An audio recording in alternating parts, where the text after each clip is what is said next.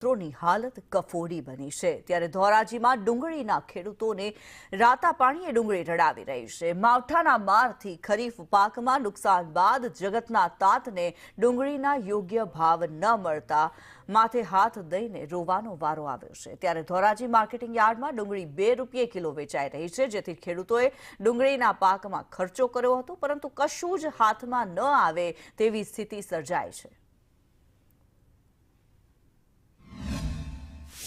ડુંગળીના ભાવ આજની તારીખે 40 થી માંડીને 160 રૂપિયા છે અને આવક જોઈએ તો 700 થી 800 કટ્ટાની આવક હતી, પણ ક્વોલિટી નબળી છે।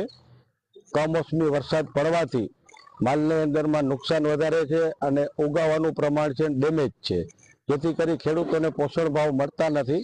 એટલે આવકો ઓછી થાય છે, પણ 10-15 દિવસમાં ક્વોલિટી સુધરશે તો ક્વોલિટી પ્રમાણેના ભાવ પણ ઊંચા જશે એવું લાગે છે। અને ડુંગળીમાં તો જે દિવાળીએ વરસાદ પડ્યો ને એને હિસાબે સંપૂર્ણ પાક નિષ્ફળ જ છે અને અત્યારે લણવાના અને ઉપાડવાના પણ પૈસા થાય એમ નથી અને વીઘે 25 થી 27,000 રૂપિયાનો ખર્ચો ચડેલો છે, પણ એમાં કાંઈ વળે એમ નથી। અત્યારે મને 60 રૂપિયાથી માંડીને 125-30 રૂપિયા સુધીની બજાર છે, એવો માલ એવી બજાર છે। પાછળ કમોસમી વરસાદ થવાના હિસાબે ડુંગળીના પાકમાં પુષ્કળ નુકસાની આવી છે અને અત્યારે ડુંગળી ₹2 કિલો વેચાય છે, તો ખેડૂને અત્યારે પૈસા ટોટલી લોસ જાય છે ડુંગળીમાં।